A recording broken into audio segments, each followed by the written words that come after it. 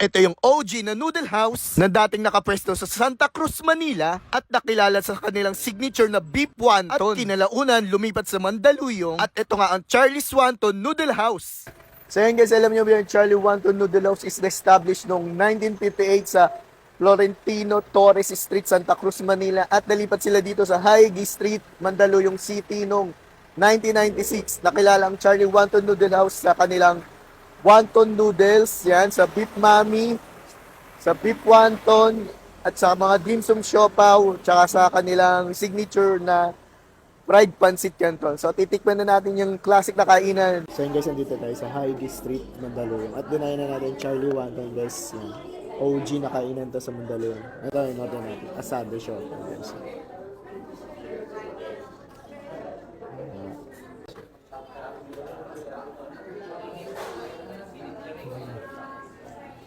Classic na classic yung lasa guys. Ayan guys, umorder din tayo ng beef mami guys sa Charlie Wonton. Sheesh! Tikman na natin to guys. Grabe, classic na classic yung kainan nito.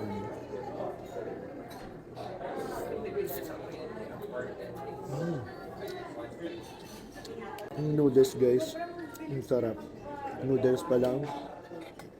Classic na classic yung pagkain. Sabay ito yung laman nila. Mga old school na kainan to guys. Sarap.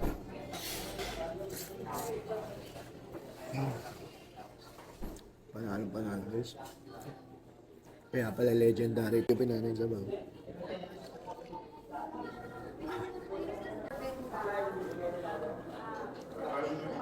Perfect combination daw tong beef mami tsaka siopaw sa bawang nila.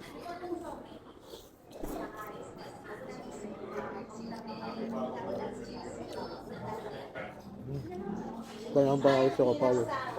Ito yung order ko. Fried canton guys. Ng Charlie's Wonton. Grabe guys. Solid na solid to. Kung taga Mandaluyong ka, alam na alam yung kainan na to guys. Charlie's Wonton. Special. Yung pang malupitan daw din ang pang malakas na fried canton guys yan. So labawan natin. May mga seafood guys yan. Seafood. Sabay may karne. Subukan natin. Tsaka may hipon pa to guys. May hipon pa nga po. Subukan natin. Sheesh.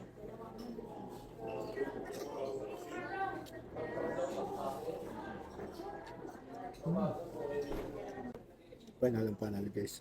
Ganun classic. Dahil na kayo sa Charlie's Wonton guys. Classic na classic yung pagkain. Diyan lang, pangam, salamat.